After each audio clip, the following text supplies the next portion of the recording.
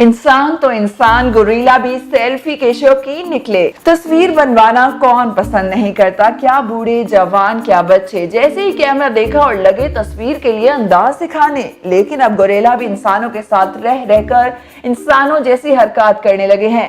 Congo के national park में ली गई एक तस्वीर तेजी से वायरल हो रही है, जिसमें एक शख्स सेल्फी ले रहा है और इसके पीछे दो गोरिल्ले पोज दिए खड़े हैं। ये तस्वीर कांगो के वरंगा नेशनल पार्क में गोरिल्लों के यतीम खाने में ली गई, जहां उन जानवरों को रखा जाता है जिनके वालिदैन शिकारियों का शिकार बन चुके होते हैं। पार्क के डेप्टी डायरेक्टर ने बरतानवी नशरियाती इदारे को बताया कि ये गोरिल्ला यहाँ पर इस वक्त से हैं जब ये छोटे थे। यहाँ इनको इंसानों से करीबी राब्ता रहता है, इसलिए उन्होंने इंसानों की नकल करना शुरू कर दी है। गोरिल्ला ने इंसानों की तरह दो टांगों पर खड़ा होना भी सीख लिया है। अमूमन ऐसा नहीं होता कि गोरिल्ला इंसानों की इतनी नकल करें।